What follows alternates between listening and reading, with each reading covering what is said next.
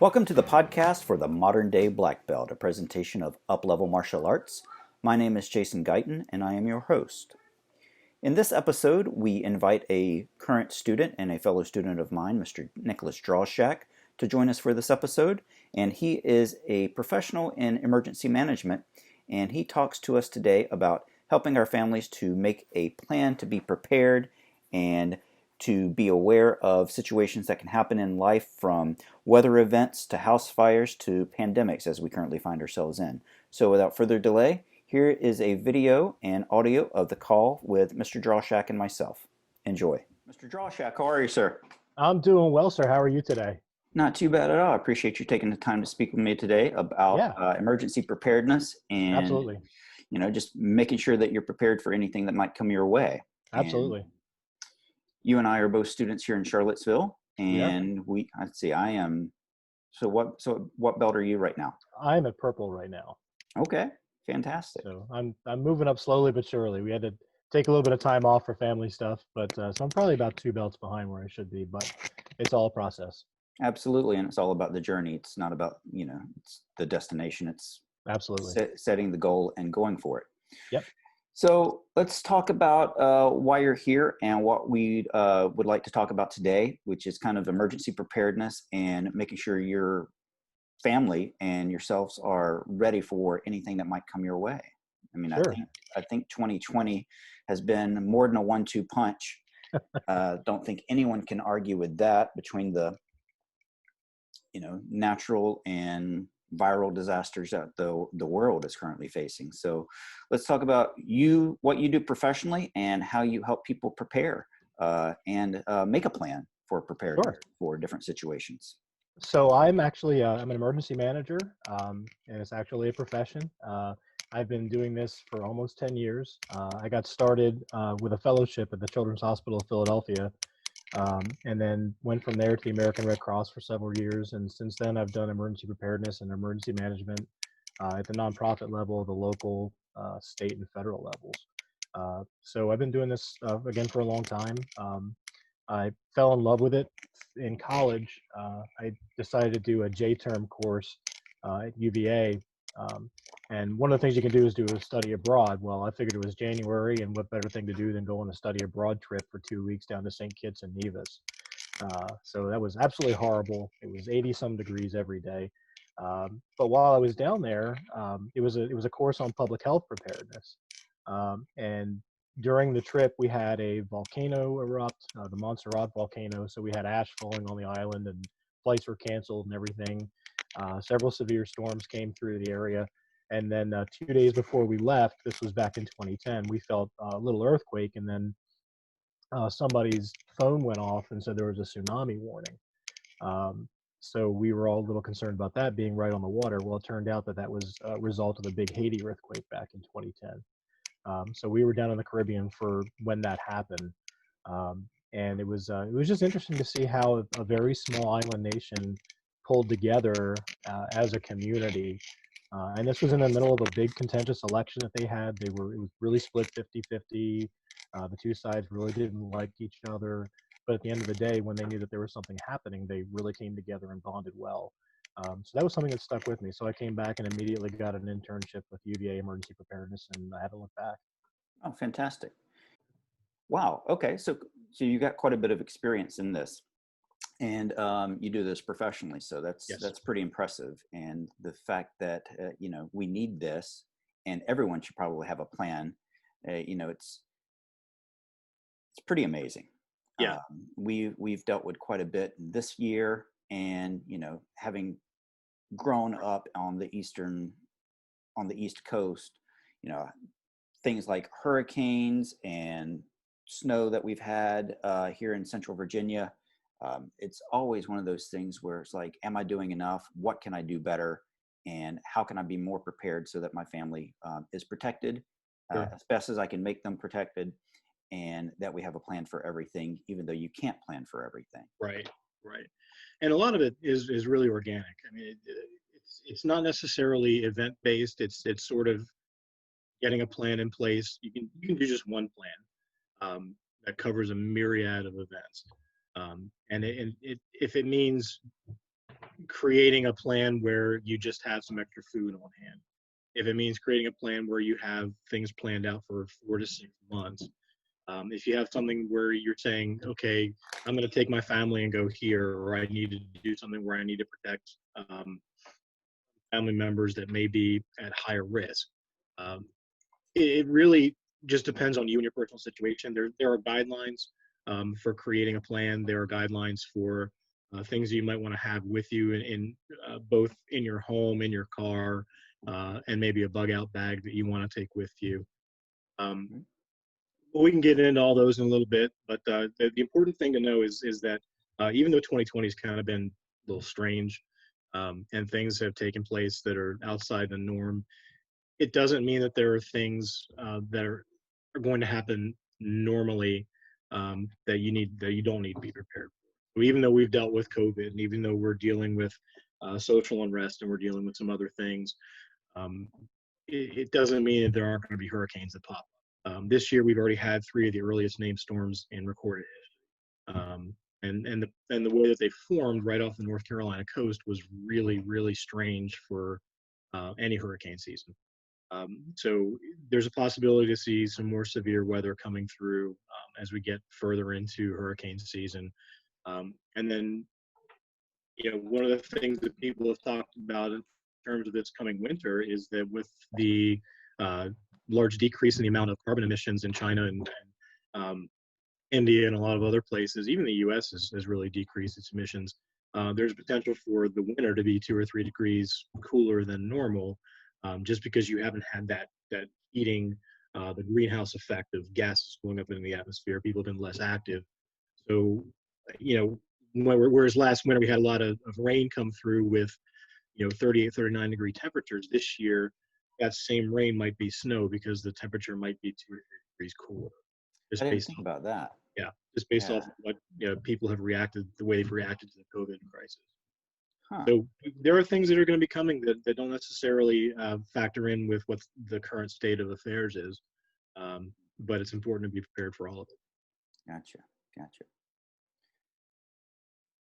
So besides COVID and weather and social unrest, what are some other emergency situations that can happen and that we should probably be prepared for before we get into like a checklist of what we need to have on hand in our bug out bags or our prep kits or on hand in our homes? Yeah. Well, obviously the biggest hazard that is out there that isn't, it's not big in terms of a grand storm or a big pandemic, but it's a house fire. Home fires happen every day. I've just had a couple of friends that have been affected by a home fire here recently, and every time you hear a fire engine going down the street, it's responding to something, more than likely some sort of house fire. And it could be something as small as a kitchen fire, or a grease fire, or something along those lines. But depending on how that affects your home, you could be displaced from your house for a period of weeks to months, depending on how the renovation goes. Yeah. I worked for the Red Cross for a little over 3 years, and part of what the Red Cross does is respond to home fires. Within that span of 3 years, I responded to over 250 home fires. Whether they were complete losses or whether they were apartment fires, it didn't matter. It affected somebody or a family to a point where, in most cases, they were displaced for an extended period of time. And we really, the Red Cross has resources, but it doesn't have long-term resources. And I think that's when we talk about preparing, that's sort of one of the things that we get into is most of the guidance talks about like 72-hour period, right? What happens after that 72-hour period? And that's one of the big things in the emergency management field right now is what does recovery look like and how and when does it stop? You can have a large event like a hurricane, you can have a small event like a fire, but how that affects somebody carries over months, years, even decades past the initial event. So at what point does emergency management recovery stop? And that's kind of one of the big academic things that we talk about in the field right now. is what recovery looks like when it stops, and how do we get to a point where we can transition from the recovery phase to more of a mitigation preparedness phase. So let's talk about some case studies that you've seen in your professional career where, an ounce of prevention, is worth a pound of cure, or some situations where you've been in and, just, yeah. Gosh. Kind of out of nowhere. Yeah. So I started my Do career. you want me to ask that better? No, it's perfect. You know, every day is a new opportunity for something bad to happen, right? So in a lot of situations, we have seen a completely normal day turn to something that is completely abnormal in the span of about a half hour. There are also times where something is planned for and discussed, but you don't really understand what it's going to be like until it happens. So, for example, when I was with the Children's Hospital of Philadelphia, was when Sandy came up the coast, Superstorm Sandy. And a lot of people remember the effects that it had on New Jersey and New York. But they forget that the center of the storm was actually further west of where the winds and everything was. So in Philadelphia, they shut down all the bridges. So it was tough from a transportation perspective. But every hospital that's a level 1 trauma center, and even some that aren't, have a hospital EOC, which is Emergency Operations Center. And in the operations center, you have digital readouts and things that are going on, and you pay attention to what's going on within the hospital. You have outside feed coming in. You can watch TVs and get news information. And I remember I wasn't on duty when this happened, but the discussion was that at one point, all the alarms in the hospital went off as Sandy came through, and it was the medical gas alarms. There's a large medical gas farm that sits outside the hospital, and what had happened was when the center of the storm came, it really directly came over the hospital, and the pressure in the center of Sandy was so low that the tanks weren't built for it. So the way you fill tanks is you equalize pressure from outside atmospheres, inside atmospheres, right? Well, the outside pressure was so low that the inside pressure couldn't compensate. So the alarms went off like we had a major medical gas malfunction. Once the storm passed over, everything stopped. But for about a half hour, there was really tense because we had no oxygen that we knew about. We had no nitrogen, couldn't do vacuuming, medical vacuuming. So it was really, really difficult there for kind of harrowing for about a half hour or so. But those are the things that you can't plan for. Right. Nobody knew what that was going to be like. We had things in place to have staff stay there overnight. We planned for feeding people. We planned for patient care. But there's just some things that you can't get ready for. Yeah. One of the big things you can't get ready for in hospitals is evacuation. We started thinking about what our evacuation plan would look like if medical gases failed. Where would we take patients? There are 2 high-level pediatric facilities that are close to Children's Hospital in Philadelphia. But the fact of the matter is we have so much sophisticated equipment, we can't get some of the patients out. Gotcha. If you lose power, which could have been the case with Sandy, could be the case with any type of storm, you run the risk of losing patients because they're on such sophisticated equipment. They have severe acuity in terms of their conditions. It might be on the 4th or 5th floor. It really makes you think about this reverse triage system where you say, okay, we're just going to do the most we can for the highest number of people. Whereas conventional wisdom is, with a triage situation, you take care of the most severe patients first, right? In this case, that's not how an evacuation works. Thinking about those things really puts a lot into perspective. And then one thing I would say with the Red Cross from a fire perspective is have insurance, have something. If you have an apartment, get renter's insurance. It's not that expensive. You can roll that into your vehicle insurance if you want to. It's maybe $9 or $10 a month, but it saves you so much in the long run. I can't tell you how many of the fires I went to where the first concern that people had was, hey, I don't have insurance. I don't know what I'm going to do. Um, Take stock of the things in your house. Make a financial estimate of what you have. Take Save those somewhere on a computer file or a zip drive that you can put into a bug out bag or a fireproof safe, because those are the things that are going to come up if you have a fire and lose things. I've heard actually just walking around with your like cell phone. I was going to say video Yeah. camera, and I would show my age there, but walking around with your cell phone and video things in your home. Yeah, So walk around with a camcorder, you're good to go. and we joke, but that's really something that people have and should do. Um, I very rarely got a situation where people had fully insured places. But then again, that's it could be a consequence of people don't call for the Red Cross unless they're needed, right? yeah. So it may be an anomaly where you say, well, yeah, there was a fire, but the person had insurance, they didn't need the Red Cross help. That's very possible.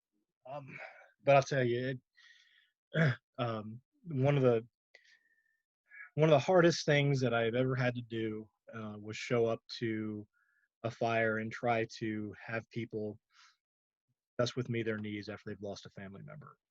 I went to at least 3 fires I can think of where one or more children were lost in the fire. One actually was here in Greene County, um, actually kind of right across the street where I live. So sorry. In manner of speaking, but that there's nothing in the world that any organization can provide in a time of need like that. So I was actually sitting here thinking you've probably seen both the worst and the best in humanity in your professional career. yeah, that would be that would be an understatement. Um, and really, the best in humanity is through loss as well. I mean, it's really an interesting dichotomy where people band together and they come together during a time of crisis, and other people choose to take advantage of the situation and um, do things that are outside the norm of society. So, seeing people at their best and at their worst, that's for sure. Hmm. But I was with the Virginia Department of Emergency Management when the Charlottesville incident happened back in 2017. Talking about August 12th, The Unite the Right rally. yeah. That was a day or 2 days. Yeah. That was I'm still in shock about that. Like the fact that it happened here in Charlottesville is way beyond me, considering it's such a liberal town, and yeah. I've never heard a mean word spoken since the 20 years that 20 years that I've lived in Charlottesville. Yeah. So for that to have unfolded on the stage of Charlottesville, it's still baffling to me. It's baffling, and at the same time, it's completely heartbreaking. But from an emergency management perspective, that was an impossible task. People showed up that had no business being here. There were outside entities that wanted things to go a certain way, and they went that way. Mm-hmm. I think what gets lost in everything is we spend a lot of time, and rightly so, mourning Heather Heyer, and anybody else who was injured with a vehicle attack. A lot of times we forget about the 2 troopers that died. There were True. two troopers. Helicopter crash. Helicopter crash here, well, out by Boar's Head. Ivy, yeah. And there's a lot of questions as to why they were in the air, and I don't really want to get into all that, but No, yeah, no worries. that's a difficult. That was difficult for the state police and for the families of the troopers, and Yeah. certainly being as close to the state police as I was at the time, there was definitely a sense of frustration as to how that event was handled. Gotcha. Well, Yeah, I mean, hindsight's always 2020, and Sure. I don't, at least from a layperson's perspective, I just sat there and watched the events unfold in complete like shock. Yeah. And I remember even the Sunday evening, it was August 12th was a Saturday, and August 11th was a Friday. That's when the marches on the rotunda happened.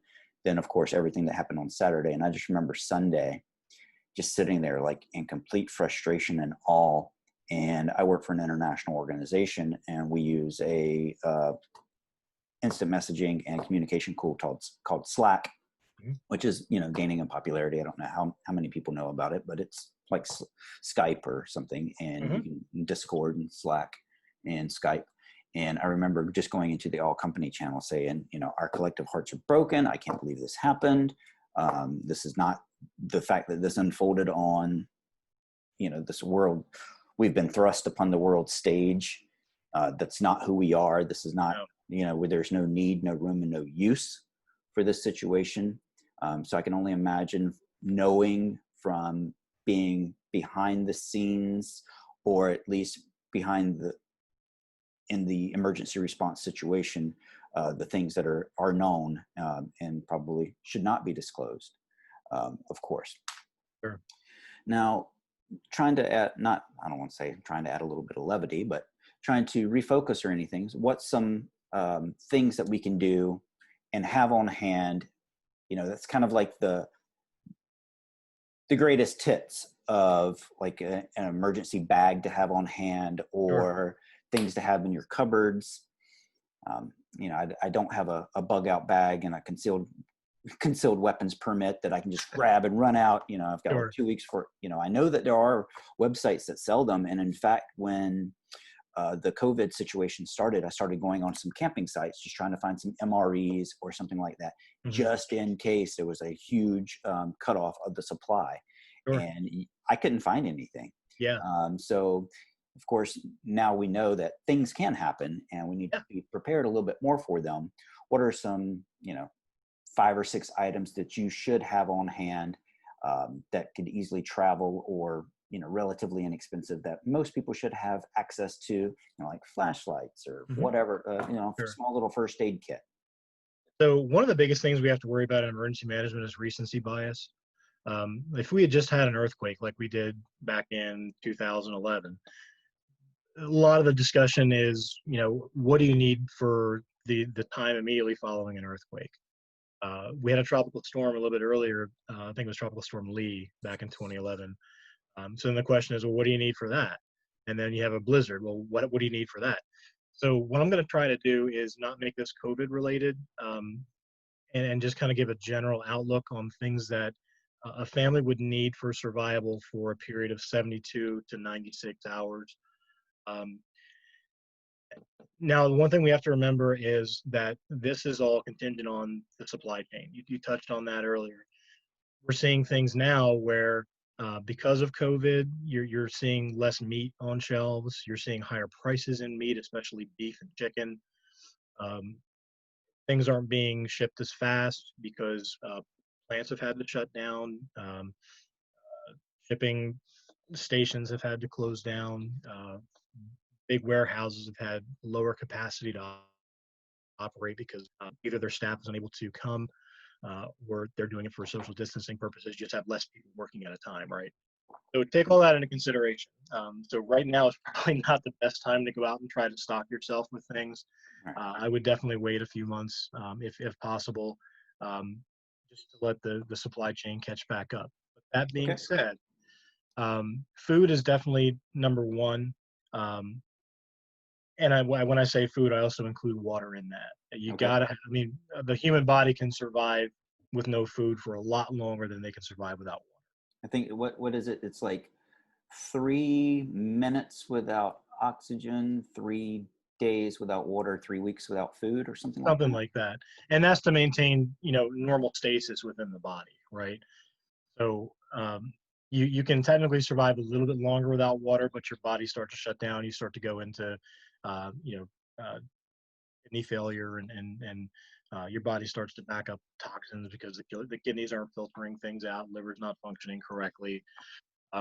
So everything really comes from water. So the recommendation is that depending on what your family size is, you need about 1 gallon per person per day. Um, and that's potable water. That's things that can be consumed. So you use it for drinking, for cooking, for bathing. But 1 gallon per person per day. Um, a lot of times people forget their pets need to be included with that. So the pets need to have water too. They don't necessarily need as much, maybe a half gallon per pet, but certainly, if you want your pets with you, Yeah. you got to make sure that they're watered and fed. Um, from a feeding perspective, the recommendation of 2,000 calories per day is a little high. That in an emergency situation, you probably, if you're not going anywhere, if you're staying stationary in your home, if you're not leaving, the average person probably needs between 750 and 1,250 calories per day. It doesn't have to be a huge amount where you're taking in a large caloric excess. Your body's going to Because work just fine with a smaller caloric amount. You don't necessarily need a dense caloric intake. You just need something that's going to nourish your body. Because what you have to remember in situations like this is you can't live to eat. You got to eat to live. gotcha. And then really that should be the mantra for anything, anytime. Um, but there's some great stuff out there. It tastes pretty good. Yeah. Uh, but during an emergency, you can't necessarily be as picky. I tell Um, you, in some of my leaner times, rice topped with a little bit of yeah, tomatoes, man, that's some good absolutely. stuff. And But even just rice on its own is perfect. If you can find, and one of the things that you want to look for is maybe a vitamin supplement. If you can find multivitamins, if you can find things that have high iron content, high calcium, things that you can't necessarily get from your food, you want to make sure that you have on hand. Um, Especially if you have children, you want to make sure that children continue to have some sort of vitamin intake if they're not getting it from the food that they're eating. Um, Outside of food, outside of water, the next thing you want to look for is some sort of protection. You want to have and I look at protection in a large bucket, right? So you take sunscreen into account. Sunscreen is protection. You want to have a firearm? Maybe. Um, if if you live in a rural area, you might want to have a hunting rifle to be able to kill food if possible. If you live in an urban area where weapons are not necessarily as accessible, I don't know that I would recommend having one. It's really a personal preference. A lot of yeah, people like to will shy away like from I'm having. not anti-gun at all, but Sure, I mean, I have a shotgun that I use for bird hunting, and I probably haven't fired it in 20 years. So I'm, sure. not anti-gun. It's just one of those things that my personal preference is to Hmm. not really have a handgun for. Yeah, But I totally understand the importance if people do, and it's a lifestyle choice that people have sure. to make on their own. Yep. And yeah, so Yeah, and these are all recommendations. This is nothing where I'm saying, hey, go out and visit your local stockpile. 2A. Right, right, right. But from a stocking perspective, it is important. You can have all the guns in the world, but if you don't have the ammunition to go with it, then you got to something heavy to spin around your finger, I guess. Yeah, But yeah, so ammunition is an important aspect of getting things that you need. Um, you need something that's going to help you make fire. So whether that is one of the big Bic lighters that you use to light birthday cakes, if you have matches, make sure they're waterproof. And if you can get the sturdier, the better. If you can get a flint striker yeah. to use for starting fires, great. Um, if you have one of the best things that I've ever purchased is just a regular propane grill, because you can get propane relatively cheaply if you're turning in your things, and if you lose electricity, you still have a heat source, you have a cooking source, you have a lot of great stuff there with propane. If you even get like a camp grill and Yep. have the smaller containers of propane, that's a great thing to have around. Um, Portable shelter is a great thing to have, whether it's a tent, whether it's a beach sunshade, whether it's just a tarp you carry with you, or even a heat blanket. One of the One of things those look like, reflectives. yeah, yeah, yeah. That's a great thing to have in any sort of preparedness kit, preparedness pack. Medicines, if you can figure out a way to talk your doctor into giving you an emergency supply of medications, that's a great thing to try to do, because you never know if something's going to happen on the first day of your prescription refill or on the last day where you need it the next day and you're not able to get it. Gotcha. So if you have any important medications, heart medications, things that will keep you alive, you need to try to have a backup if at all possible. I know in a lot of cases Medicare doesn't allow for that, but if there's a way to do it, please try. But even over-the-counter stuff, ibuprofen, acetaminophen, cold medication, first aid kits are important.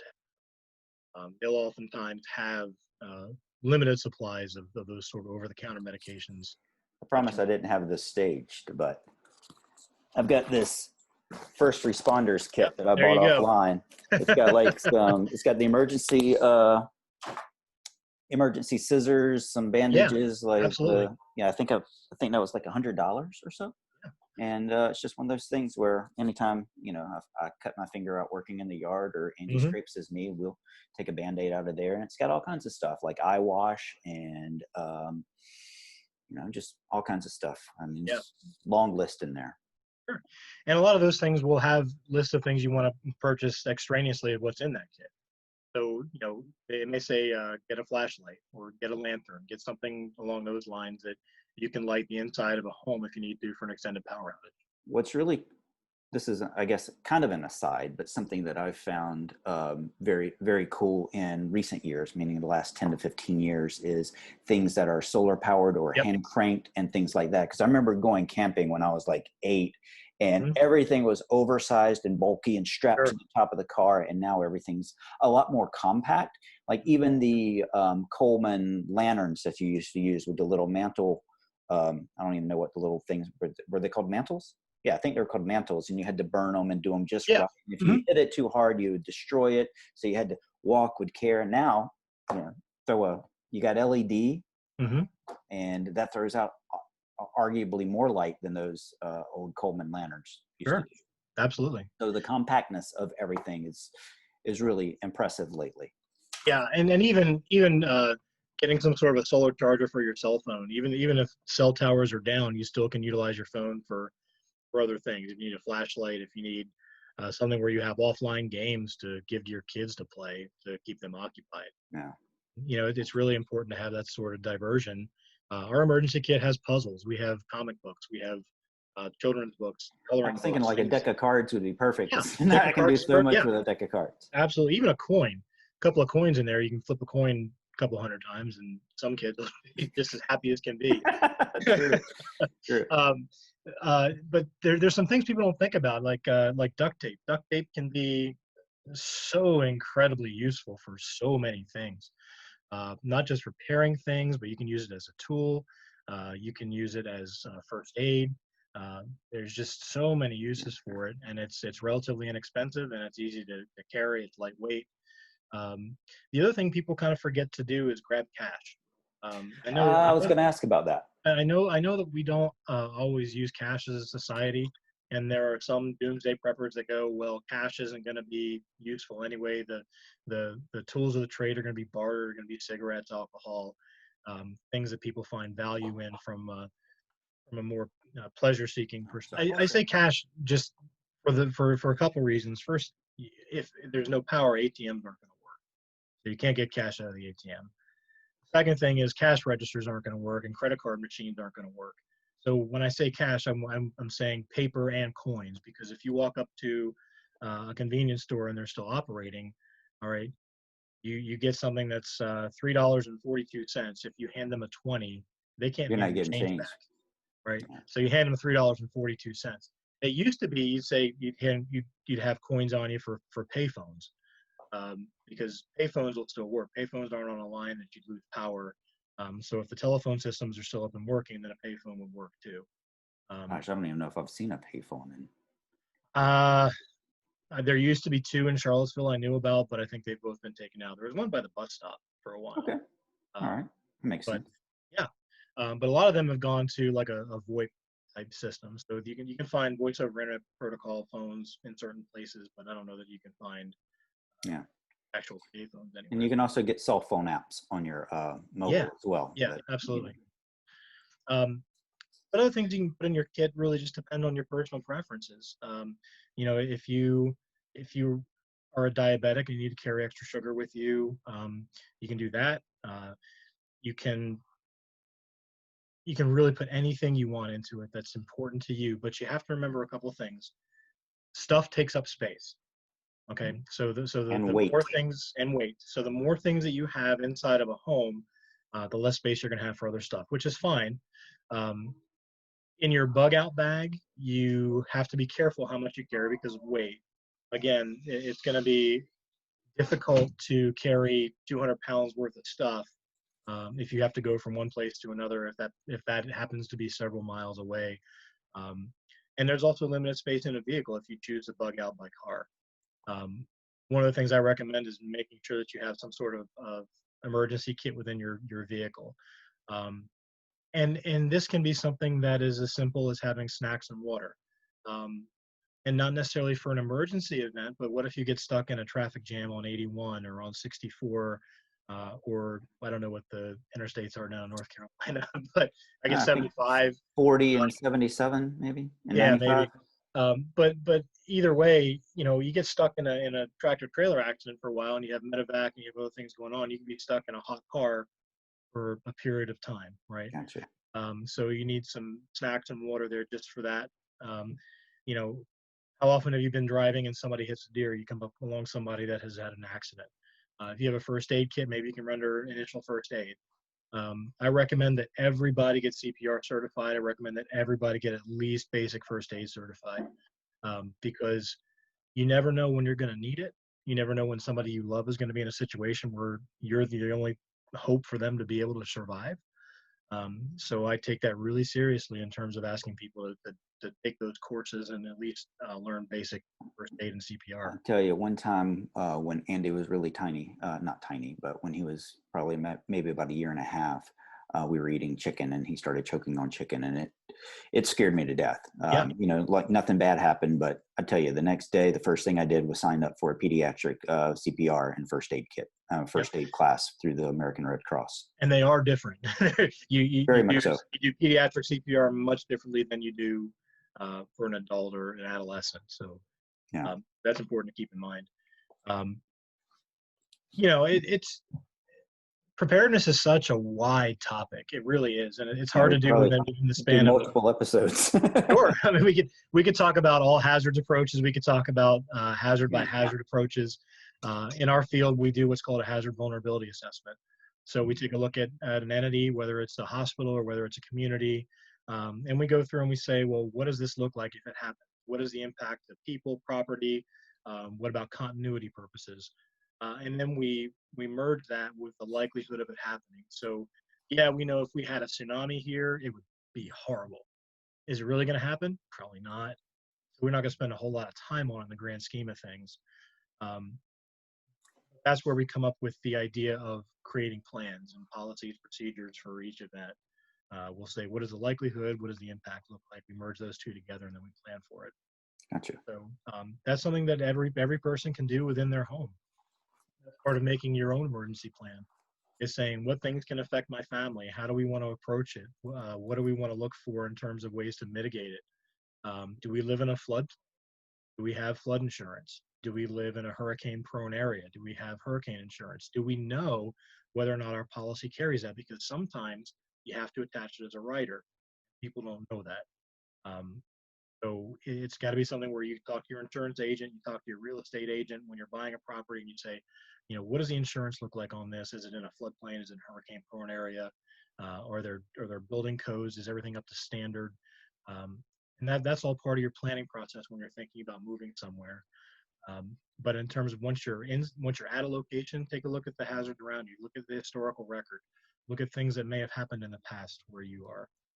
But certainly, think about your own personal plans. Think about things that you want in your kit. Think about things that may affect you and your family. And remember that normalcy is not necessarily the way that you want to think about making a plan. So you have to take things into consideration. Do you have power? Probably not. How long is the power going to be out? Unknown.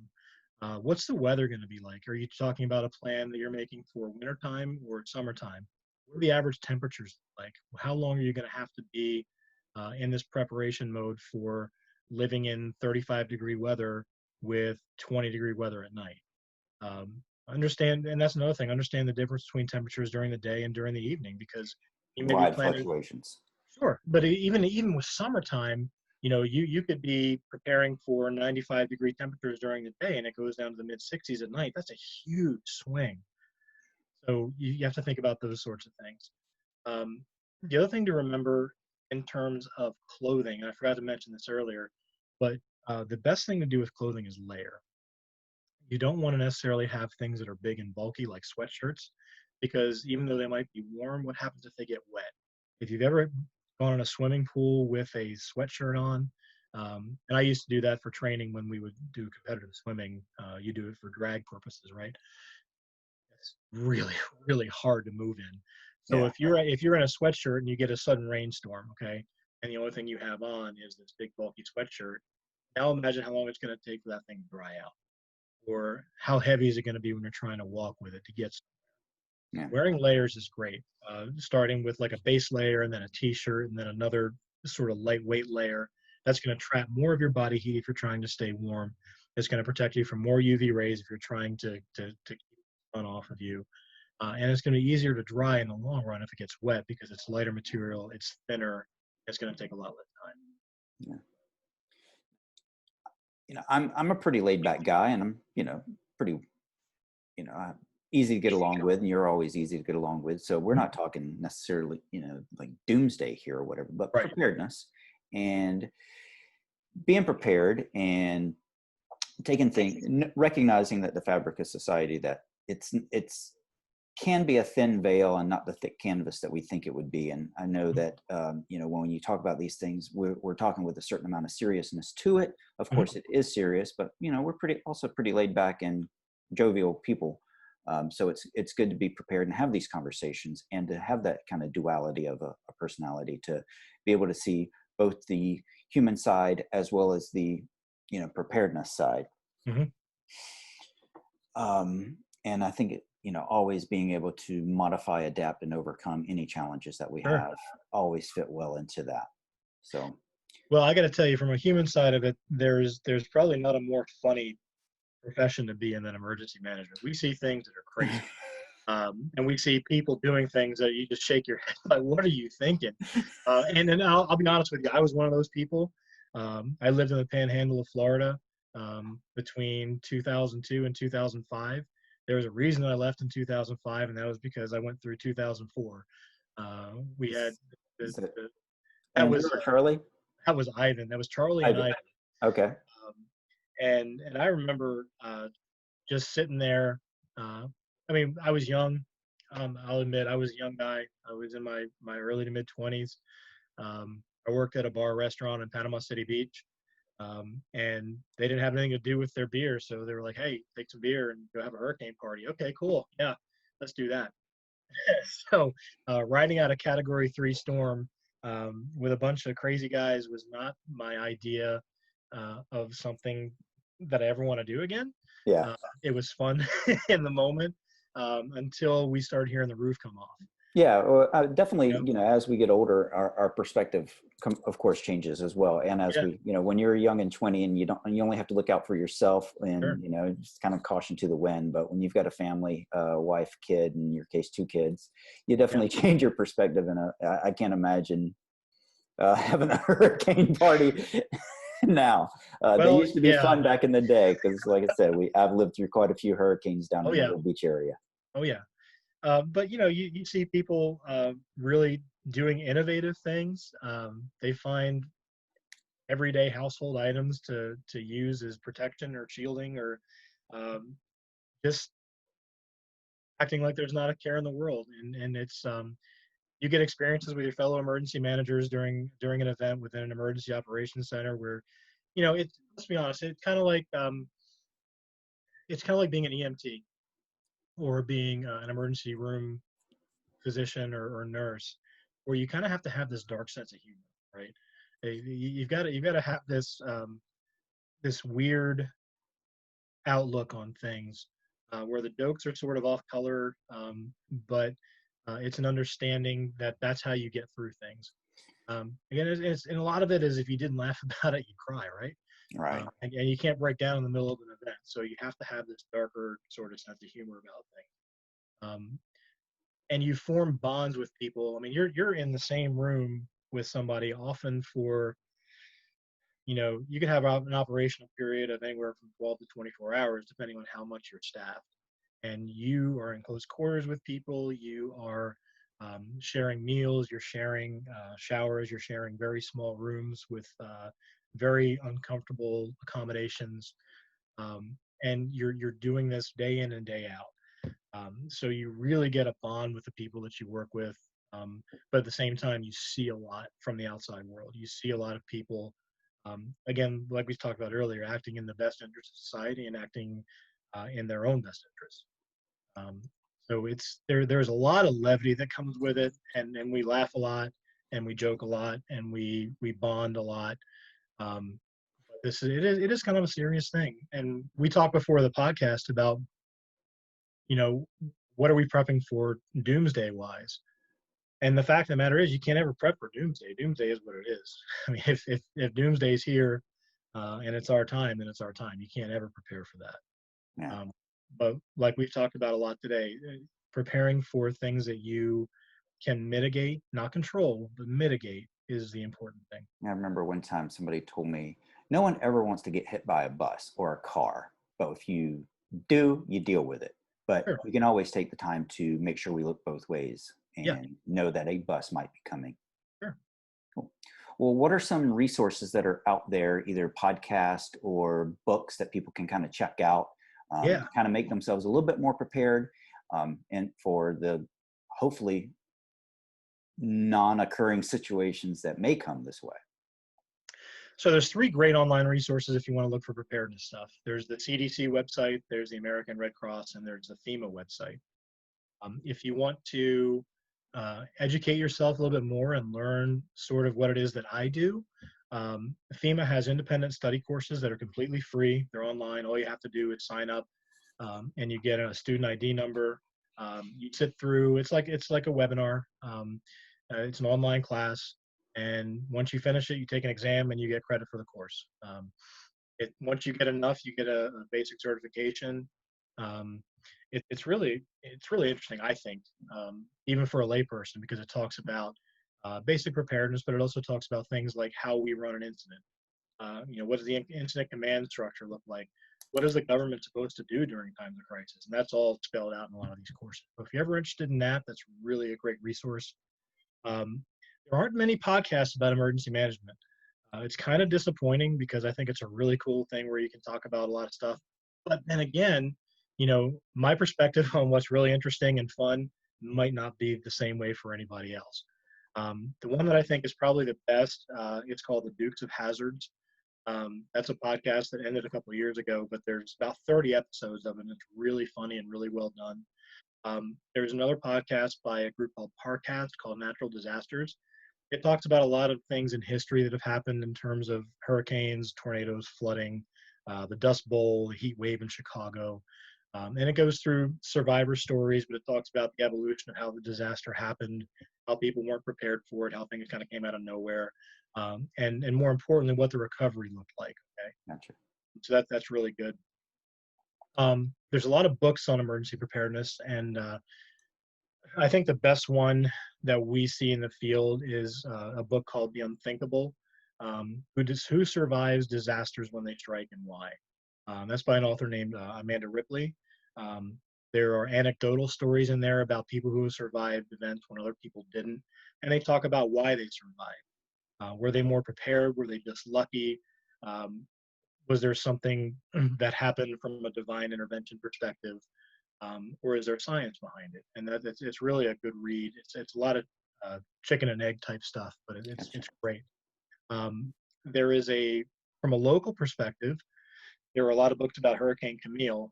My favorite is by Stefan Bechtel. It's called Roar of the Heavens. It's about the Hurricane Camille disaster over here in Nelson County. Nelson County, for anyone listening, is kind of landlocked. I mean, you're about 2 hours from the ocean. You would think you'd be pretty safe, but just the amount of mudslides and people getting trapped in the mudslides and just devastating loss of life was insane. So what had happened was Camille hit down on the Gulf Coast and absolutely decimated parts of Mississippi and Alabama. And then it sort of came up the Smokies. So it kind of did an inland jaunt. And normally storms like that will dissipate, right? And Camille sort of dissipated, but it ran into another system. And those systems combined in the Ohio River Valley and sort of got pushed east. And once it hit Nelson County, it got stuck in the mountains. And I know I didn't realize that was a thing, but my in-laws live in Madison County, and I have seen storms down in the valley there sort of bounce between mountains. Like they really do just get stuck there. And so that happened in Camille in Nelson County. And I think that there was a point in the storm where there were 27 inches of rain within a period of 8 to 10 hours. Yeah. And it was just much. I mean, you can still see the scarring on the mountains from the wash away that took place. And you can see high water marks. And then there's really, it scarred the landscape. Yeah, I just remember kind of my youthful, I don't want to say arrogance, I don't know if that's the right word, but just being like, saying when they were telling me about Camille, they were like, oh yeah, when Hurricane Camille came through, and I'm sitting there going, I grew up in Myrtle Beach, man. I've lived through more hurricanes than anything. I was dismissive until I learned and became educated on what actually happened. And it was just like, oh my goodness. And even when, what was it? It wasn't, what was the one that came through probably around 2003 or 2004 in Charlottesville? Either Irene or Isabel. It was one of the I's. Isabel. It was Isabel. Yeah. Meaning, I just remember thinking like, well, I'm in Central Virginia. I'm not really going to worry about it that much. But man, I drove around after it hit and just looking at the amount of oak trees that were taken down. And I had friends that were stuck way out on 53. They didn't have power for like 2 weeks. It was just, from again, youthful arrogance, I was like, oh, we're immune because we're in the foothills of Virginia. No, you're not immune by any way. And I'll tell even for those listeners down in the Charlotte area, I've mentioned Hugo, I think earlier in this, and I lived through that in '89. And I remember everyone down from the Myrtle Beach, Grand Strand area was going up to Charlotte to kind of get away from Hugo, like from Charleston. And man, Charlotte got hit worse than the Grand Strand did, I do believe.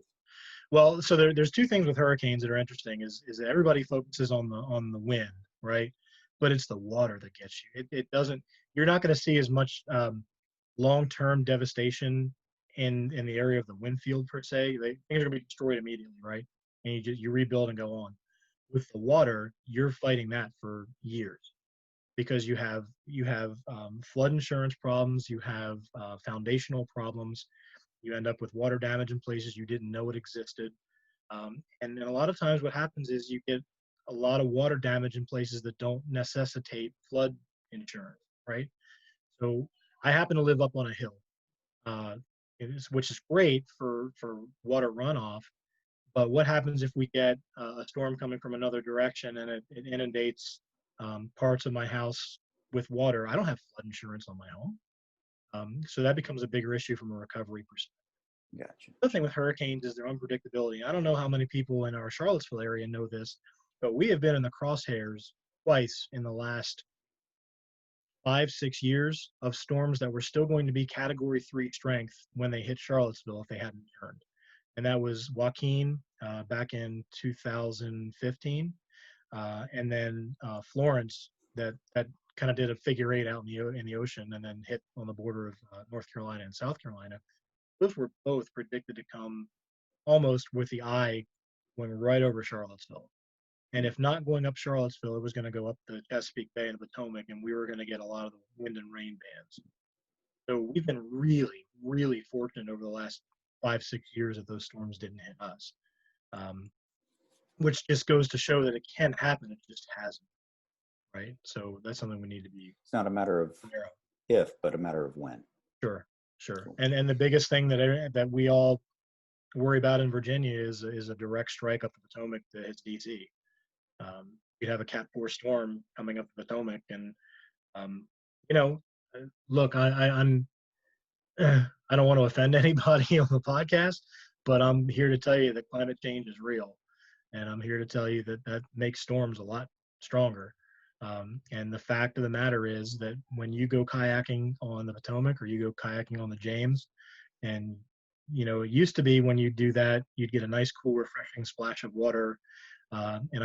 I went on the James a couple days ago, and it is bathwater temperature.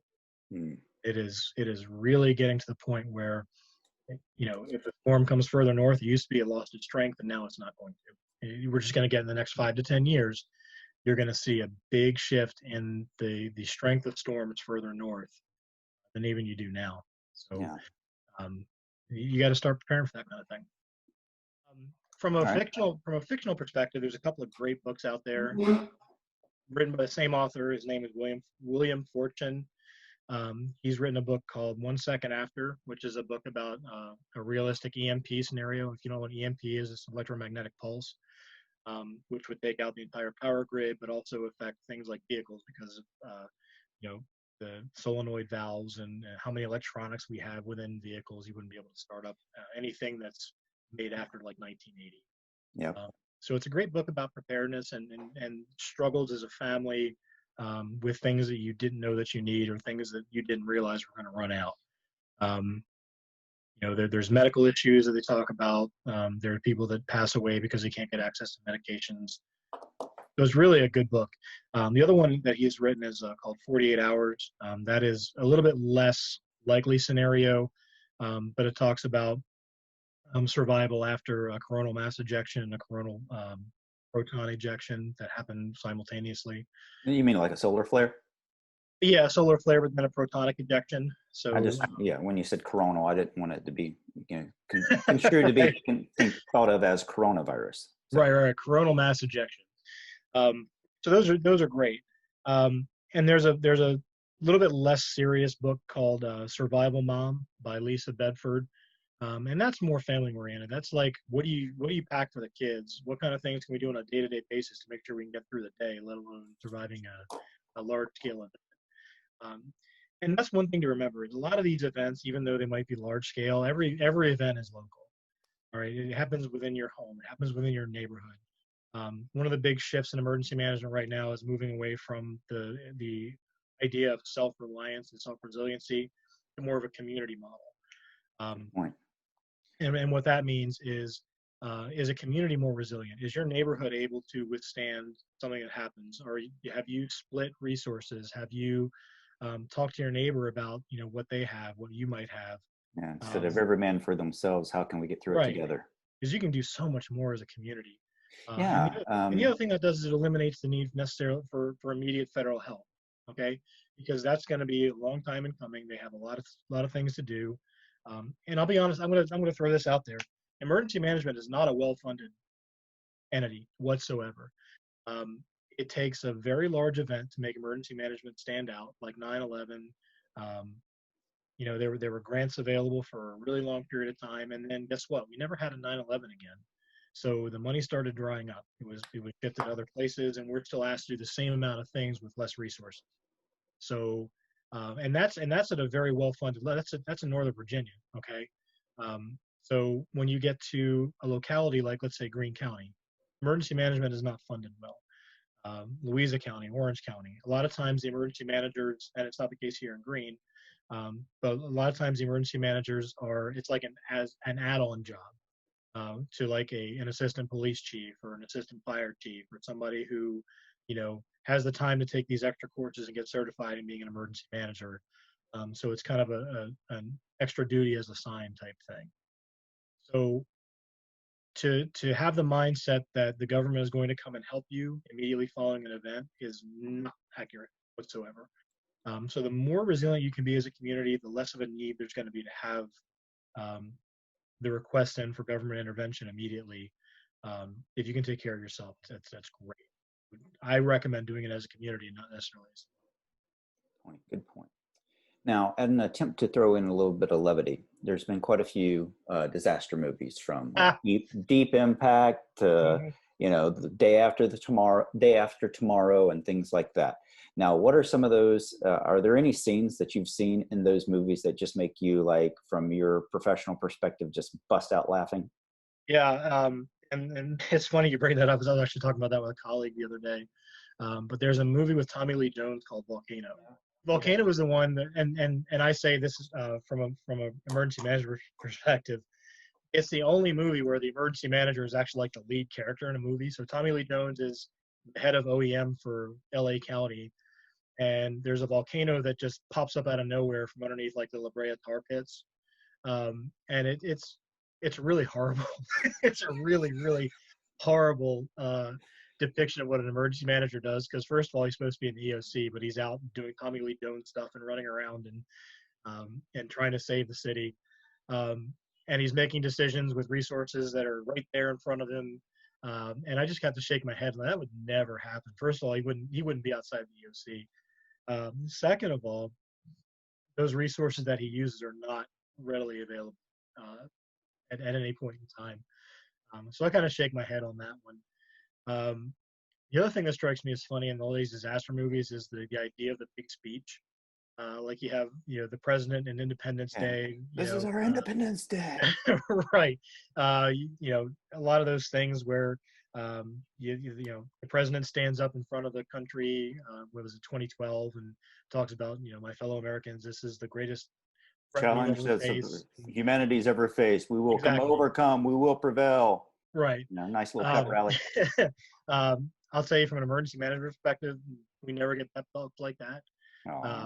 We really don't. It's like, make sure that your IAP is done and your sit reps are all squared away. And what has struck me as interesting is that from a human perspective, if you watch things like, there was a movie called This Is the End.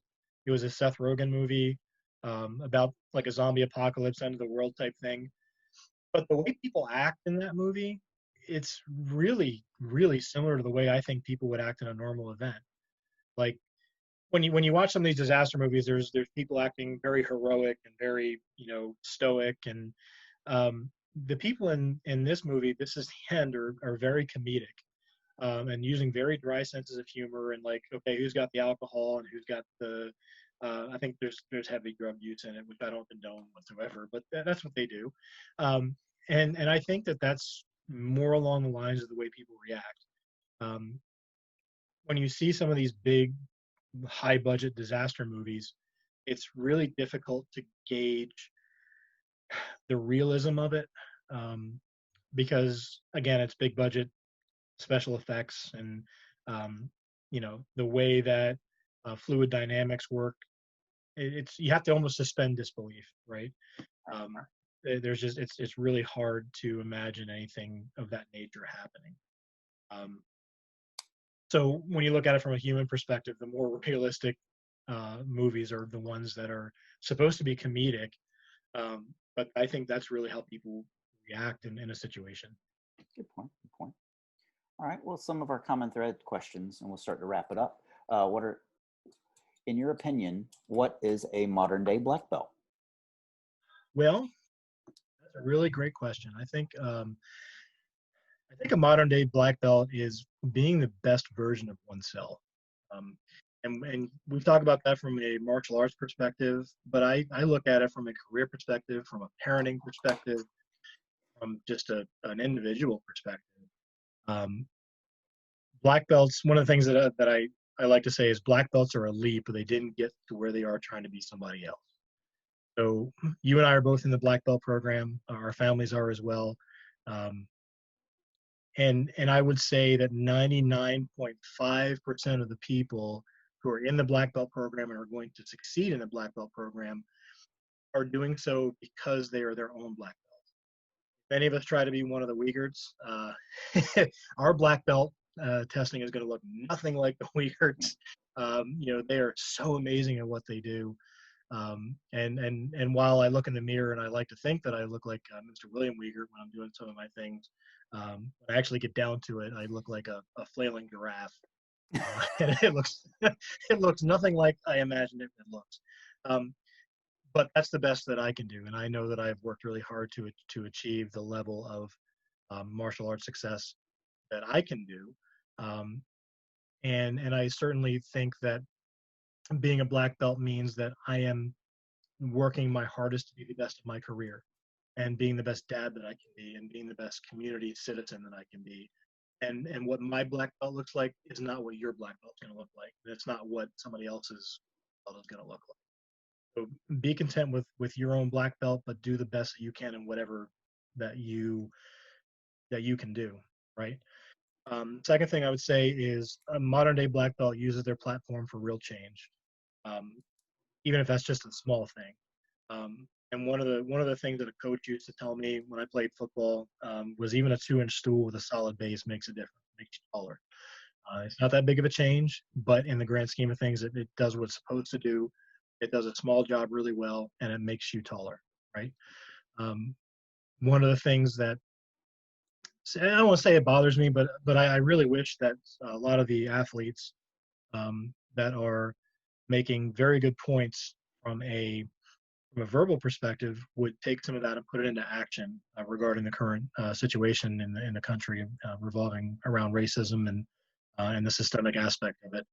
Um, you know, we talk about oppression and we talk about things that are really going on, and at the same time, a lot of the athletes will have no issue endorsing Nike products or Adidas products or Reebok products who use indentured labor Those in other are parts of the sweatshops. country, in other parts of the world to make those goods. So if I had a platform like that, I would say, okay, listen, Nike, not only am I not going to endorse your product because of where it's created and what you utilize in order to make it, I'm going to get my friends to not endorse this product either until such point as you bring production back to the United States, build a factory within the inner city, and let's make some real change to provide economic availability for people who haven't had the same opportunities as others. So let's make real change instead of just talking about it. I think that's part of being a modern day black belt. Come to the table with solutions. Don't come to the table with problems. That's one of the big things in emergency management we talk about is you can have all these problems. You can talk about how this is an issue and that's an issue. That's great, but we waste 2 to 3 hours every session talking about what's wrong instead of coming to the table with how do we fix it. Yep, I've heard to never point out a problem unless you can offer a solution as well. Absolutely. Yep. And that's something, if you've listened to the Dennis Tager episode that I learned about the UpLevel community, is they do what's called a PIP sandwich: praise, inspire, praise. Yeah, or praise, instruct, praise. Yep. So essentially, like if we're doing our forms, our universals, they'll say like, you did a really great job on this. Sure. Here's something you need to work on. Yep. You know, and another little inspirational quote to cap it off. So, and I know immediately how my form didn't pass muster because the initial praise is, well, your intensity was really great. and then I get to, yeah, but you probably could have done this a little better. And I own that. That's cool. yeah. I think the last thing I'll say about being a black belt is I just want to reiterate how important it is to be a black belt in life and not just in the studio. And especially now when we're not in the studio as much and we don't have as much interaction face to face as we would like or we were used to. But being a black belt right now could be as simple as checking on your neighbor. Because the mantra through all this has been, we're all in this together. Well, yeah, but not really, because even though the overarching thing is together, everybody's got their own personal battle to fight. Everybody's got their own personal situation. Same storm, but different boats. Exactly. We've been very fortunate. We've been able to telework, spend a lot of time with the kids. We have neighbors and friends that have been laid off. So, checking on them to make sure they're okay, see if there's anything that they need. That's part of being a modern day black belt. It's not just internal, it's external as well. Good point.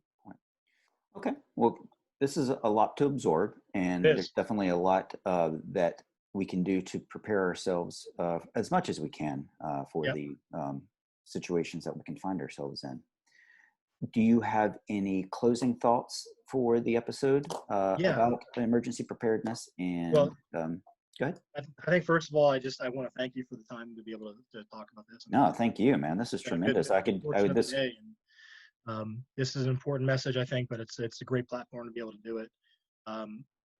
what I would challenge everybody to do three things. Sit down with your family, make a realistic, sustainable plan for emergencies.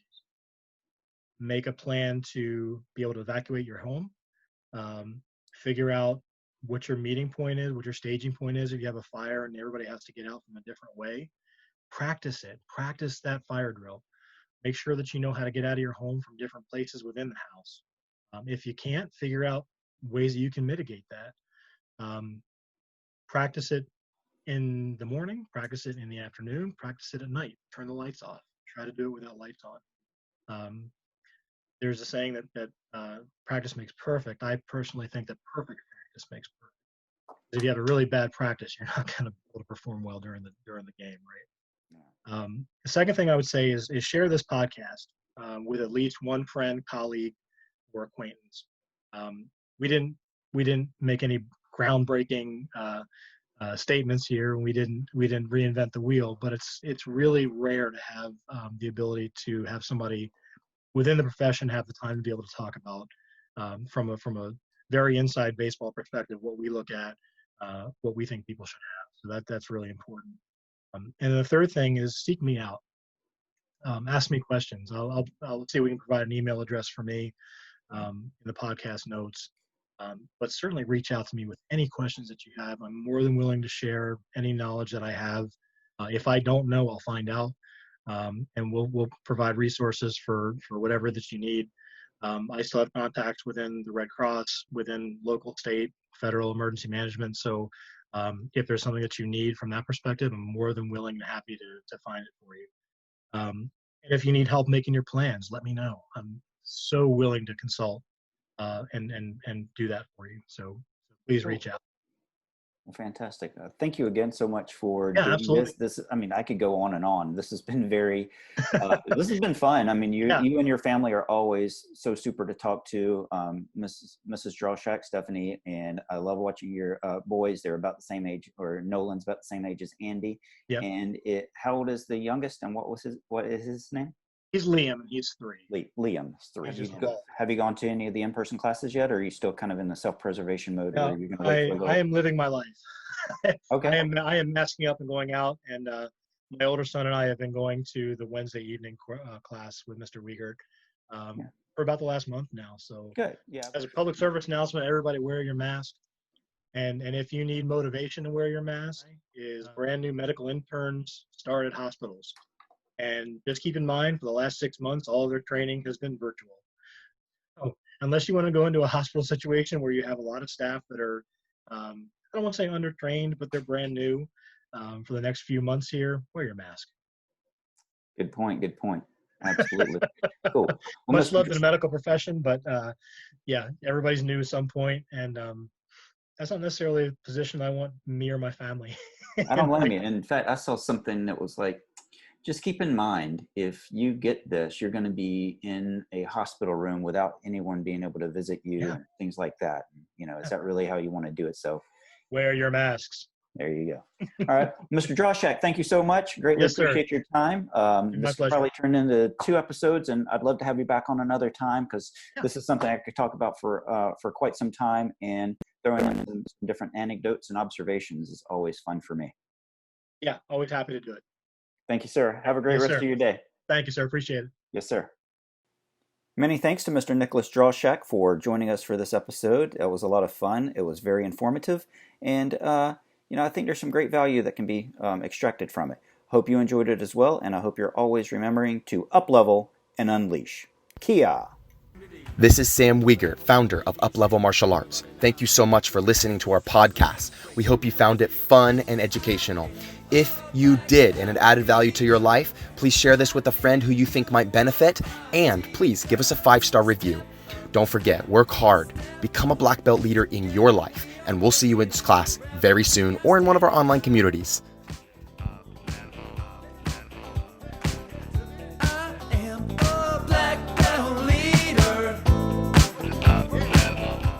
Be sure to find and follow us on YouTube, Instagram, and Facebook, and always at our website, uplevelmartialarts.com.